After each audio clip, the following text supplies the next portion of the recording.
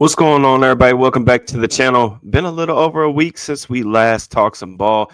I just got back late last night from Steelers training camp, and as you'd expect, I've got a lot of thoughts that I wanted to share with you guys, touch on some schematic tweaks, some coaching tidbits, and of course, like player observations from my time in Latrobe. I'm finally saying that correctly after people continue to correct my pronunciation of that. But first and foremost, to everyone who came up, said what's up over the weekend, I really appreciate you guys. It was awesome to get to connect with a bunch of people, talk some ball. The crowds are packed, man. Steelers fans are rocking everywhere, especially Friday Night Lights, man.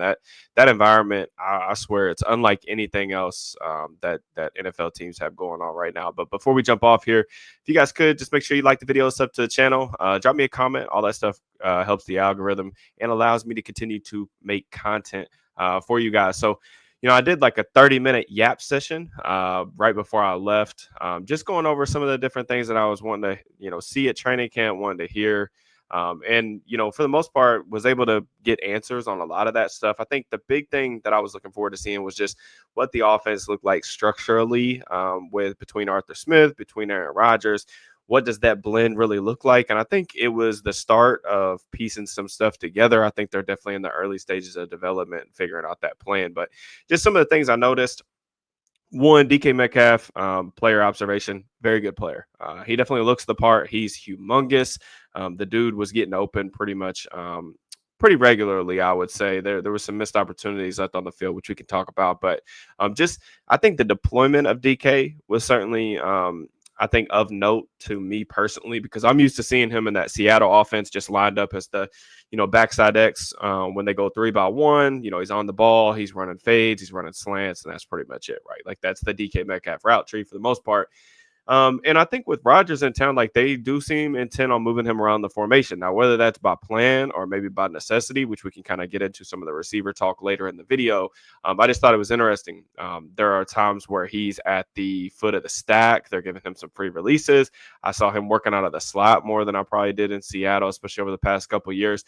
They even did some empty stuff where he was lining up as the number 3, as the player closest to the core. So I think, the route tree, you're seeing a bunch of in breakers. They did get him involved in some quick game stuff like outbreakers and things like that, just trying to get the ball in his hands.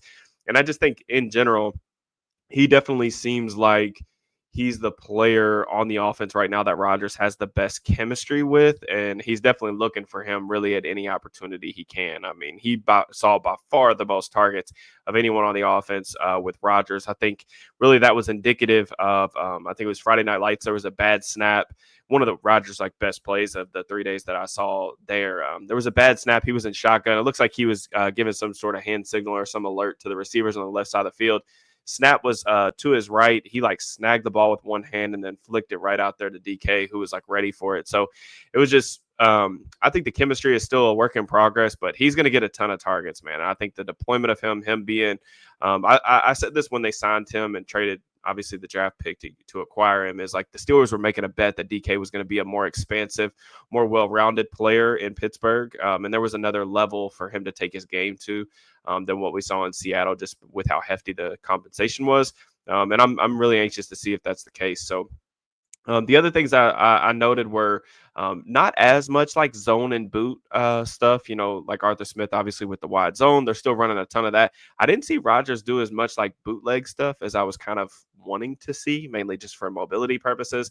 It seemed like the backup quarterbacks, Rudolph and Howard, did a little bit more of that stuff. We did see some scramble drills with Rodgers getting out of the pocket, trying to play make and things like that, but not as much zone and boot stuff with him turning his back to the defense. We did see him work under center a decent amount. So, I mean, I don't think that's necessarily going away. We saw some play action stuff. I think the biggest thing that got me excited was not just with the first team offense, but with the second, third team as well. Just way more middle of the field usage than what we saw last year, which again, I understand that is a very low bar, considering Russell Wilson and even Justin Fields aren't guys that necessarily attack the middle of the field a ton, and not necessarily saying that Rodgers or this offense is going to turn into the Lions offense where you're just hitting in breaker after in breaker over the middle of the field. But I do think that you saw some really good things, with Rodgers. one of the things that he liked in Green Bay, a lot of dagger concepts, which I'm actually planning on doing a film room on this passing concept here soon, maybe even today if I get time to do it. That's my goal. So, but we saw a lot of dagger concepts, different variations from 3x1, from 2x2, different things like that. He hit a deep dig route to DK Metcalf on the last day I was there. It popped wide open, looked like a coverage bust on the back end for like a 40, 50-yard touchdown. But even the backups, I saw Will Howard rip a dig on the backside. I saw Mason Rudolph work the middle of the field more than I've ever seen him do throughout his tenure as the Steelers or even in Tennessee last year. So just work and play action, being able to push the ball down the field was a good thing, especially over the middles. Take advantage of like guys like Pat Fryermuth, Jonnu Smith, things like that. They had a nice seam shot to Jonnu in between the cover two look on Friday Night Lights. I think that one was from Rudolph as well. So yeah, I mean that's definitely interesting to me. Of course, like the other like concepts with Rodgers, obviously a lot of quick game. With him working in the gun. 3x1, I wouldn't necessarily say there was a ton of motion. There was a little bit of motion, but I don't necessarily expect to see that. See a drastic uptick, knowing Rodgers' preferences to play a certain way. My other like observation, really, just with I'll say I'll kind of move into like the coaching perspective of it. With the defense, one of the things I wanted to look and see was just like Gerald Alexander, their new DB's coach. What was that like? Just with him replacing Grady Brown. Obviously, down the stretch last year, the Steelers had a ton of miscommunications. And I just think that being able to listen to him teach the guys, it seems like he was heavily involved with the safeties. Chuck Clark, a new addition. I thought he made some plays. He did give up like a long touchdown to Scotty Miller in 2-on-2s where he got kind of toasted, got caught flat footed. But those guys just trying to get everybody on the same page. There's a lot of moving parts in the secondary, right? Like you got new faces in new places. You got Juan Thornhill. He's playing in the post primarily, getting Chuck Clark. It seems like he's I don't want to say a shoe in, but like barring injury, I expect him to be the third safety on this team. Like he's already leaped the other guys on the depth chart. Like he was just getting second team reps pretty much throughout the weekend. But just watching him off to the side go through different route combinations with the safeties. Like, okay, if we get deep over post here, this is how you guys are going to rotate. Or if we're playing some sort of match coverage out of some type of stack, this is what I want you guys to do. And just having that communication buttoned up, I think is going to be a good thing for them. One of the things I like to see during team periods, I really only saw like one coverage bust, and it was that deep dig to DK. Like really with the first team defense over the 3 days that I was there. So, I mean, that was a good thing. I was a little bit worried about that. I think that Juan Thornhill did impress me more than I anticipated, which we'll kind of talk a little bit about him later in the video. But yeah, just coaching tidbits, seeing that was a good thing. And just another thing, kind of moving into just like the overall observation part of this. This defense is going to be really, really good, man. There is a ton of talent on the defense. I mean, I think that we all knew that. I didn't necessarily need to go to training camp to confirm that, but I just think the depth on defense is a lot better now than it has been in recent years, too. Like that was another observation that I had, particularly in the secondary. I mean, guys that are backups on this team, I felt like probably could have been significant contributors or would have had to have been significant contributors on like teams in recent years. That's just how impressed I was with the depth. Really, it starts with up front. I mean, guys like Cam Hayward, TJ Watt. One of the things I was looking forward to seeing is just how they are going to like manage the workload, because this is like the second oldest roster in the NFL behind the Washington Commanders. Guys are getting a lot of breaks. I mean, Cam barely taking any type of reps in like team or even like one-on-one type of settings. TJ, same thing. Like he may take a one-on-one rep here. He may take like one team rep here, but for the most part, like he's not participating in those sort of drills. And it's really just because we know what those guys are going to give us. And it also opens up a lot of playing time and opportunities for the young guys to come in and get better. And that was really one of the things that I really liked seeing was, on Friday Night Lights, that was the most that we saw Cam and TJ practice in a team setting. It was a kind of a fun back and forth. One of the coolest probably moments that I saw when I was there is the cool back and forth where he was going up against Fautanu. 2 straight pass plays. Fautanu actually got the better of him, pushed him up the arc both plays, did a really nice job staying balanced, getting him up where the quarterback could step up in the pocket. He comes off the field. He's a little bit agitated, because he didn't win those 2 reps. He comes off and he's like, talking to the outside linebackers coach about like just what's transpiring. Jack Sawyer gets to go in. He goes up against Fautanu. First rep, I think, was a run play. The second rep, Sawyer actually ends up getting like a batted pass. A couple plays later, he comes off the field. Him and TJ immediately start like conversing, like going over different type of moves. TJ's like, demonstrating different things that he needs to do with his technique, like how to use his hands and how to set up his rush, like with his feet. And I think that that was just really cool. And just that was something I noticed like really all weekend. Like he was like basically in TJ's back pocket. Anytime like you saw them off to the field, like he was doing a lot of conversing between those two later in the night. There was one-on-one settings, and like Watt took a couple against Fautanu. Like first rep was like kind of a slow wind power move. I would say the edge slightly to Watt. The second one, he hit him with a little ghost move around the corner. It was like an insta win. Really impressive rep. But that's what you expect to kind of happen, right? With basically a rookie right tackle and then like one of the best players in all of football. But then immediately after that rep, TJ starts talking to Fautanu, just like going through different things with his technique. So I think that, that's kind of a hidden value. Obviously, the box score production with TJ is always going to be there. He's got a gold jacket type of resume for a reason. But I just think like him being able to share the wisdom, and that edge room is just incredibly deep, man. Like I was just really impressed with, like, especially against the run. Like Sawyer and Herbig were both fantastic against the run, really, throughout the 3 days that I was there.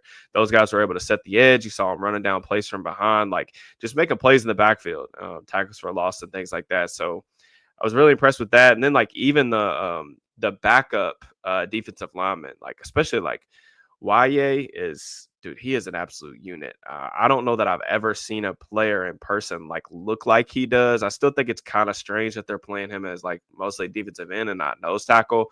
But dude, he's a really difficult dude to move off his spot.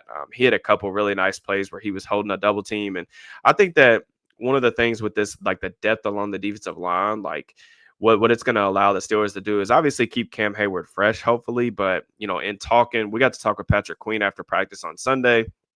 And one of the things he noted was like just trying to play a little bit faster. Like there was times last year where he would kind of go through the film and like he would be like, okay, I should have probably sprung through this gap like a little bit quicker, right? And he was talking about just some of the exchanges that he's had with like Derek Harmon, who I also like Sunday's practice. I thought he had a really nice practice that day as well. But him talking to the rookies and just understanding like, hey, like if you guys make the play, cool. But if you guys hold up an extra blocker and allow me to shoot the gap, I'm going to do that too. And I just thought that, Queen had a couple really nice plays in team sessions, goal line. They did that on Sunday for the first time. That was a really cool experience. We got to see Mark Robinson at fullback, which was pretty wild. A lot of big collisions happening during that period. But with Queen, one of the things he talked about was like he just thinks that the sky's the limit, not just for him and Peyton Wilson, but Peyton Wilson as a player individually, and that he can be like an every down player just like he is. And, one of the things I noted on Friday night, I think I went up to Alan Saunders, our beat reporter. I was there for probably like 30 minutes, and I told him, I was like, Peyton looks completely different than he did this time last year. I was up there for Friday Night Lights last year. Honestly, like, I tell you guys this all the time, but I think rookie off-ball linebackers are usually like really, really bad. Peyton was like up and down as a rookie, but like he flashed a decent amount. That gives me a lot of hope and optimism for him moving forward. He just looks like a completely different player right now. Like he's playing so much faster than he was like this time last year.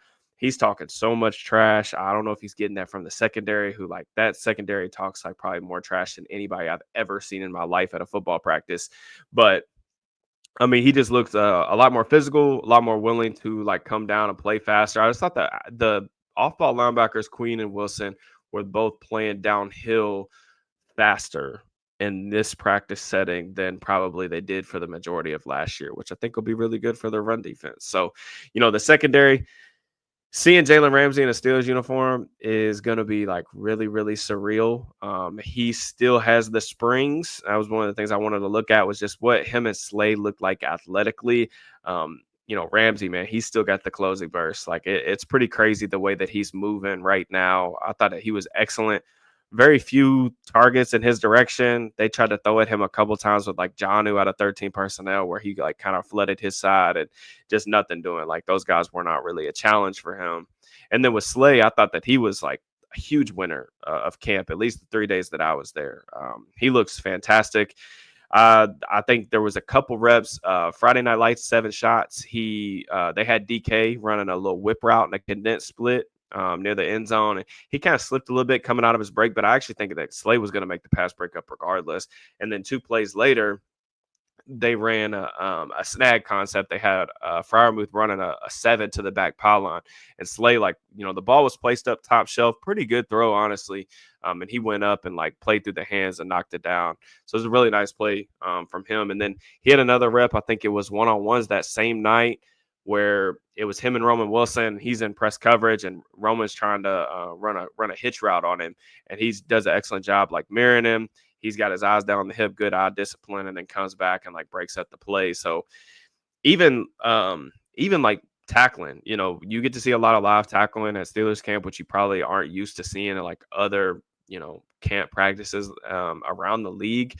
And like, I think it was the first team period on Friday Night Lights. Like, he comes up and sets the tone. They run a little toss play in his direction. They leave him as the unblocked defender. He comes up, makes a tackle. It's probably like a gain, like a 1. He gets up, like everybody's talking trash, and he comes to the sideline, just like, everybody's giving him props for, setting the tone for the drill for the defense. And I'm really optimistic about this group. I think that Thornhill was probably a pleasant surprise for me personally. He had a number of pass breakups. They're using him primarily in the post, but just again, not letting balls go over the top of your head was a big thing that I didn't want to see a bunch of that in training camp. Of course, it's kind of hard to tell with. We'll talk about some of the limitations the offense has right now, but he had a nice pass breakup. They were in a cover 2 look. They ran a smash concept to his side, and he drove on the smash on the corner route and almost picked off Will Howard on the second day that I was there. So, Thornhill's been pretty solid, man. I think he's been very open and honest about, like, I think some of the critiques that a lot of people have about his film, which I personally believe are valid. Because I don't think his film was very good with the Browns, but he played really well over the course of those 3 days. And we'll see if he's rejuvenated, if he's locked in. The tough part about safety play and, like, obviously losing Minka Fitzpatrick and some of the things that he was able to do for the defense, we're not going to really find out how big of a loss that's going to be until we get into the regular season. But the tough part about safety play, in particular free safety, is like, you don't really know how good or bad you've got it until it's really too late, to be honest with you, because they're the last line of defense. So if you get into the regular season, balls start flying over their head or they're missing tackles in the alley, things like that, those will be really detrimental to the cause in terms of preventing explosive plays. So, but I thought he's been really solid. Other guys, I talked about the depth up front with like YA and things like that. Just the depth at cornerback, I think has been really solid, man. James Pierre has been awesome, really, over the course of 3 days. He's been around the football. I think he had 3 interceptions. I really think that he's pushing Corey Trice almost off the roster. We'll see. Trice is dealing with the hamstring injury. That's been like the number one thing. Omar Khan talked about it in the offseason. Like, they like Corey. They think he's talented. He can't stay on the field, and that's just that's an unfortunate reality with like what his career has really been. Super talented player, but it's difficult to make the team from the top. So I think Pierre would be, he's inching towards like a roster spot, or at least on track to get one right now. Beanie Bishop has been working as the first team slot corner because, like, while I was there, Porter got banged up on Friday, didn't practice the next 2, or maybe he didn't. No, he didn't practice Friday either. So Ramsey was playing primarily on the outside, and that was another thing I wanted to see, like, schematically, if they, like, just how much they were blitzing. I saw some safety blitzes. It does seem like they're moving Deshaun Elliott around a little bit more. Like, he's been the hook curl player when they've been playing a lot of their cover 3 looks on passing downs, things like that. Did see a couple safety blitzes, like I said, which is kind of new. Didn't see that much, but didn't really get to see a lot of like the nickel pressures that I think a lot of the other people at practice were seeing the first week, just because Ramsey was playing primarily on the outside. So it was really like there wasn't really anything like new to report defensively, I don't really think, from a schematic standpoint, but I was mostly focused on like just the offense from that perspective. But yeah, like back to the secondary, like just some of the depth pieces. I thought Brandon Echols is a guy that can really, really fly. He's got excellent speed, man. And like I agree with their decision to kind of like stick him outside. He's only playing outside, which has been a good thing. I thought Beanie was fine in the slot. I would still say that he's got a decent chance to make the roster, just because I think it'll be helpful to have like a second player that can play in the slot. on the 53 for sure.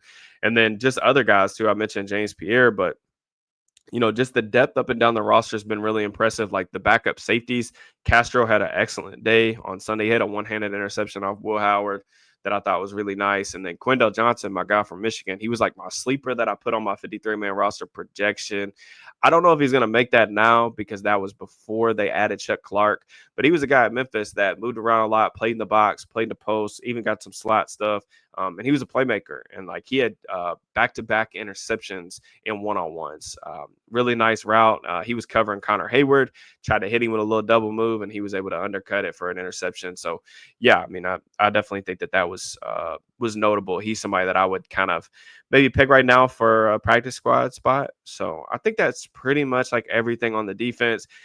Now, as the only concerns I really would have about the defense, other than like just like general health, like with Alex Highsmith, the groin injury being what it is, of course, I just don't know. I don't know how much of a challenge this offense is really for them right now, just because like they're just so much more talented. They're so much deeper.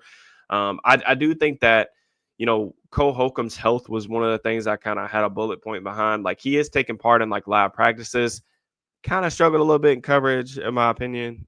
But it was good to at least see him out there at pads, and I'm sure we're going to get to see him a lot in training camp or throughout the preseason as well. So, just in terms of the offense, like this offense needs a lot of help, man. I'm gonna be completely honest. They're way, way, way behind the defense right now, and that's I just don't want to sugarcoat it any other way. I don't think that it's a super talented group in general, and I think at this stage of the calendar, offense is typically a little bit more behind defenses. And if you think about it, like they do have a new quarterback who like didn't spend the entire offseason with the team. They got a new wide receiver one. They brought in a new running back. The offensive line's like mostly intact, but they just really struggled to move the ball. I mean, the first team offense really did not move the ball in any competition period that they had, like team competition period. And then even like one-on-one and two-on-two type of stuff. I don't know that I've ever been to a practice setting, whether it's been like Steelers training camp over the years, whether it's been like college, like I've watched U of L, Cincinnati practice, things like that. I don't know that I've ever witnessed as many like decisive wins for defensive backs in one-on-ones or two-on-twos as I did this past weekend. I mean, it's kind of crazy the amount of reps that they were winning because that drill is like uniquely designed for the offense to have a significant upper hand. So, um, receivers, I know a lot of people had questions about like just how the receivers looked. I already said DK looks the part. He's going to get a ton of targets. Like I think he very well could have like a career year just like off of volume alone, even if like he doesn't level up as a player. He's just going to get a lot of targets because they're going to need him to be quite honest with you. The receiver depth after that is really scary because I think Scotty Miller did some really nice things while I was there, but like he was definitively the second best receiver that I saw in Latrobe. So take that for what it's worth. I think Scotty's like a fine player. Like I think he's like worth a roster spot as like probably like your fifth wide receiver who also like helps you as a gunner on special teams and can do some things like that. He can even return punts. But if he's like, your second best wide receiver, I think you've got some significant problems. I think athletically, just like watching Robert Woods, I just am not really sure that there's a lot left. He's already kind of losing reps, I feel like, to some of the other guys. Like he was running behind like Miller, Wilson, and even Skoranek in some like 2 and 3 wide receiver sets with the first team offense.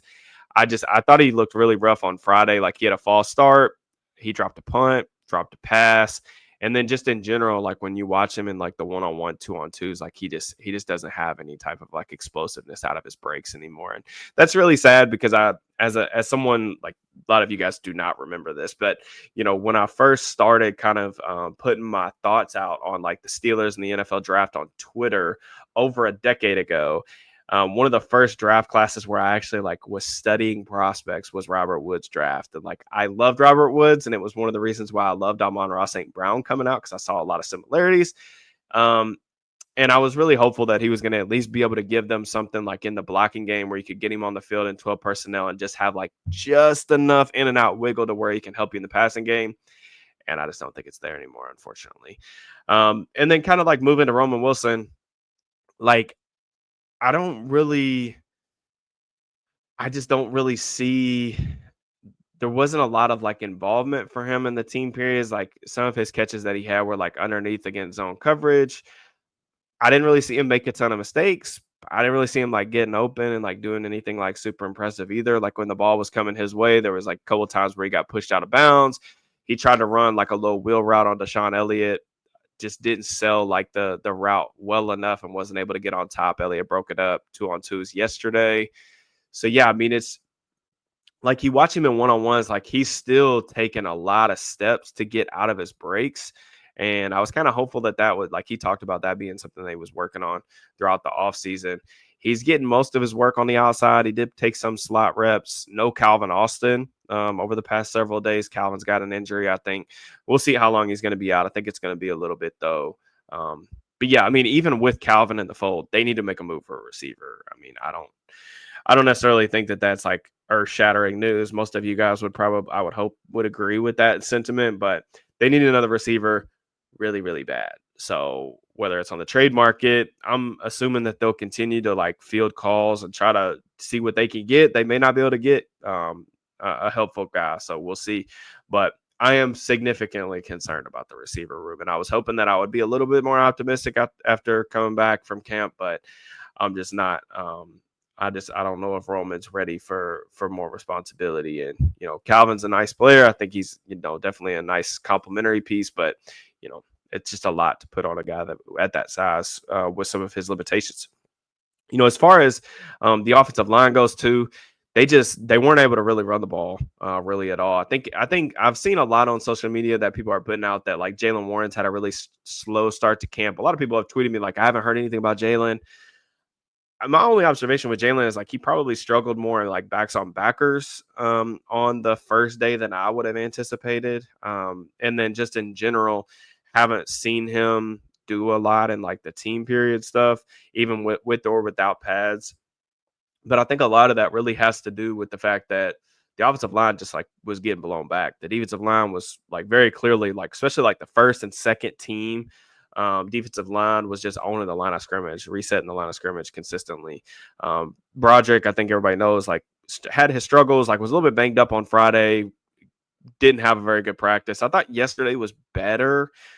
I still think like same thing I said before with Broderick before I even left for camp. How you feel about Jones as a left tackle is an eye of the beholder type of thing, right? Like if you think that switch is gonna be the magic fix for it to work, cool. If not, I'm just like reserving really like any judgment that I have up until we see like him play in actual games. And like even preseason probably won't be the best barometer just because of competition levels, but it is what it is. I do think he was better Sunday, especially in the run game. So with Fautano, I kind of mentioned some of his reps with Watt. I think he's been fine. Has mostly held his own. But I mean, it's kind of difficult to judge and gauge like offensive line play, especially one of the days I was there was a really light practice without real pads or hitting going on. But I thought that he looked the part. He looked like I expected him to look. I'm really excited to see him practice. Snaps have been an issue for Zach Frazier. Didn't really get as much of a good look at the guards. I do think it's good that Sayamalo's kind of been able to work his way back. He's kind of a slow starter historically anyway, so I'm glad to see him like getting some practice reps in and everything like that.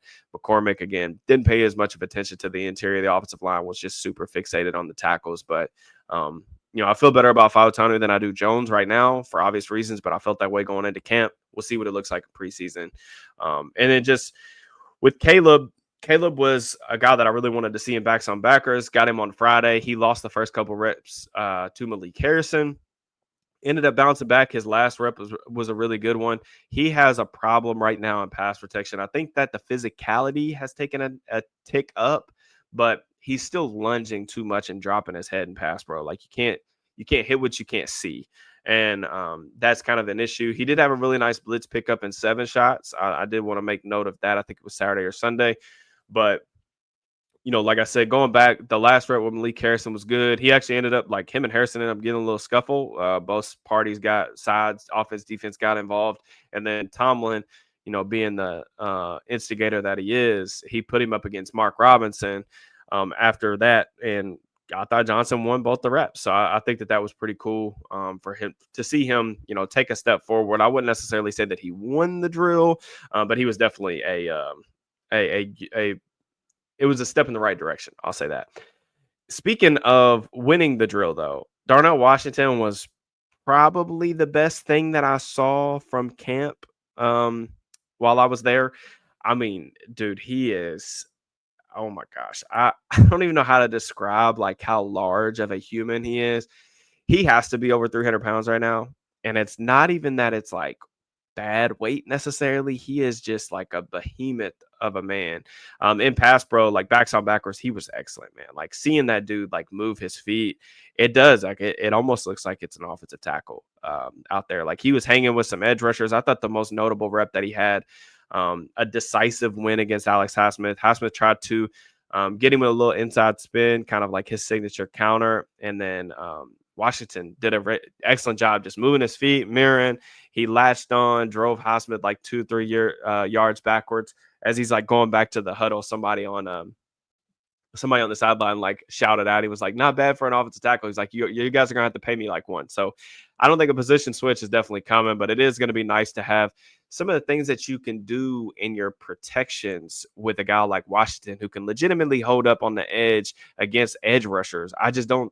It's just not normal across the league. Like some of the things that he can do in the run blocking game and in pass pro are just very, very unique. And I think it would be very wise for the Steelers to really lean into that as a part of their identity on offense. Like you're already seeing like a lot of 13 and 4 personnel.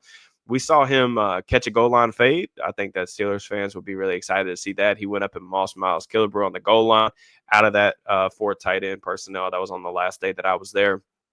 But overall, I saw him catch a corner route on a little China concept. So what China is like you get 2 in breakers and then you have a corner from the number 3. So he was flexed out a little bit, ran a little corner route, ran away from Cole Holcomb. I was really impressed. I thought he caught the ball really well. His hands looked really natural. Yeah, I mean, I thought that he was honestly like probably the bright spot of the offense. Just going back to Caleb really quick, Caleb did drop a screen pass and have a false start on the same play. I didn't really see any like thing crazy from like him running the football necessarily, but he is getting reps with the ones. They are still running a lot of zone stuff. But I think that the one thing that stands out with Caleb is like he's just more like he does have like more juice than Najee Harris. And I don't know why that was ever like a conversation during the draft process, but it was. But you don't have to worry about that. Like he definitely has some juice. And like his body, like physically, he definitely looks the part of an NFL running back. Like he is well built. There is like zero body fat on that cat. So I'm really excited to see Caleb play for sure. As for the other tight ends, Fryermuth was a consistent winner in like one-on-one, 2-on-2s, which I don't necessarily think that that's groundbreaking news. That's what you kind of pay him for. Like he's a guy that can get open, can separate over the middle of the field. He did have one bad drop, but for the most part, like he was winning pretty much all of his reps. Had a really nice grab from Will Howard on a little sail concept. Ball was a little bit high, went up top shelf, grabbed it. And then just Jonnu. I think the big thing that stands out with Jonnu is like just the speed. He didn't practice. I think it was the first day I was there. Yeah, I think it was the first day. I don't think he practiced. Or it was the second day. Yeah, I think it was the second day. But yeah, I mean, him being able to like stretch the field and just some of the things that you can do with him on some crossing routes and things like that. He wasn't like super involved, I think, because some of his targets ended up coming up against like Ramsey, and like that was just like, that's not really like what you're getting him in there for. The screen game is a significant concern for me. Like they were one of the worst teams in the NFL at using screen plays last year on those concepts in terms of like efficiency, usage, all that stuff.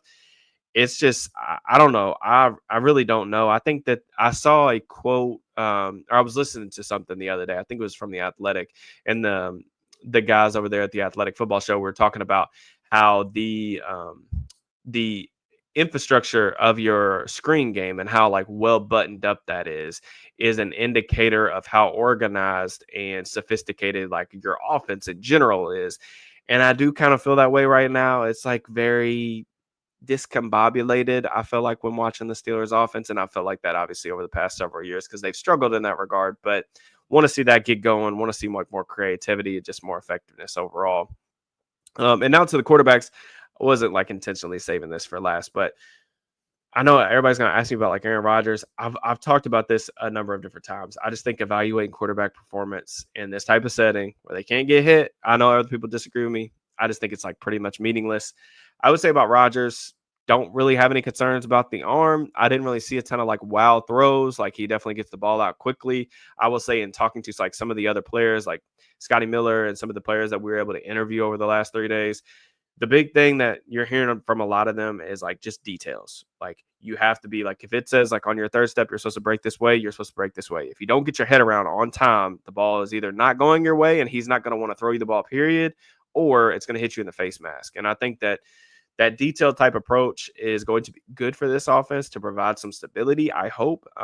There was one play on, I think it was Sunday, where he was working with Roman Wilson, and it looked like Wilson was running like a deep bench route towards the sideline, and the ball ended up falling. I think it was like a couple yards short, like skipped off the turf, and like you could see like his body language was telling like he was motioning towards Roman like for running the route at the wrong depth, presumably. Now again, that's an educated guess, but I just think that that's kind of an indicator on like what this is. I don't think the chemistry is where it needs to be across the board.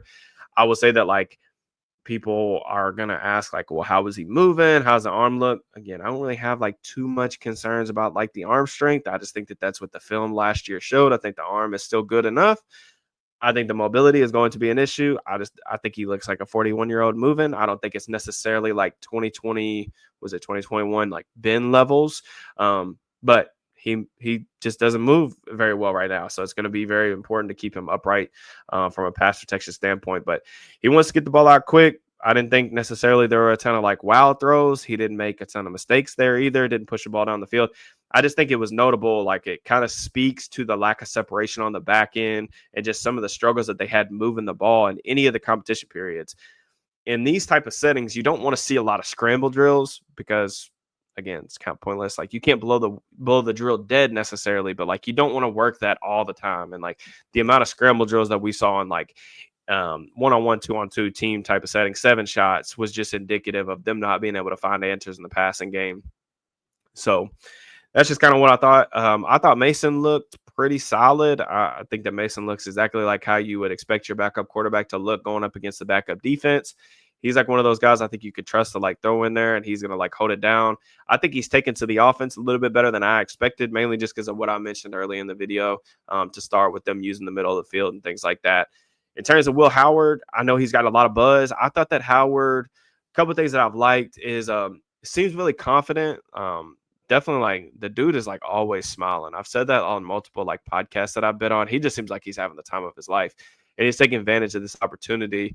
Seems really confident at the line of scrimmage. He's loud. He's already taken some notes from Rodgers with the cadence. Like he's drawing a couple like offsides penalties.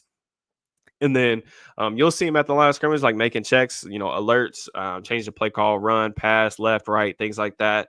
In terms of like his arm, like it looks good enough. I think there was definitely some times where he's trying to make some plays that are a little bit like ill-advised, I would say, from a decision-making standpoint.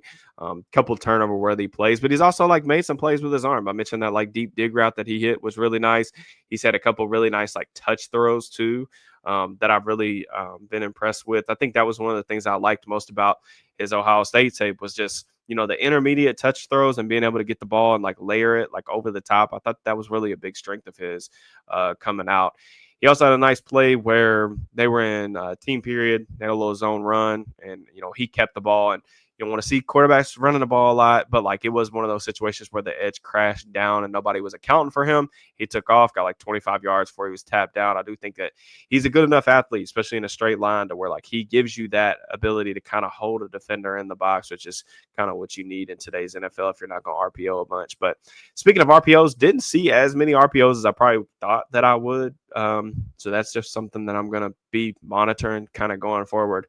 I'm not going to get into like special team stuff. We can talk about that at a later date. That is a lot longer than I was planning on making it. But I like to talk. I like to talk about football. You guys know this. So hopefully this was informative, entertaining. Any questions that you guys have on players or things that I said that you want me to expand upon, or maybe players I didn't cover. I think I covered a lot of players that at least got one thought or so on a lot of those guys. So drop those in the comments. I really appreciate the continued support. We have a game this week. Steelers play on Saturday. I am so excited, not just for the game, but to break down new all 22 film. Like I said, I'm gonna try to get to I want to do a film room on that passing concept at some point this week. Whether I post it to the public or channel members or whatever, but I'll get it out there for you guys. And obviously, I've got a lot of stuff, written work as always at steelersnow.com. That link is in the description. But I will check you guys very, very soon. Let me know what you guys want to do.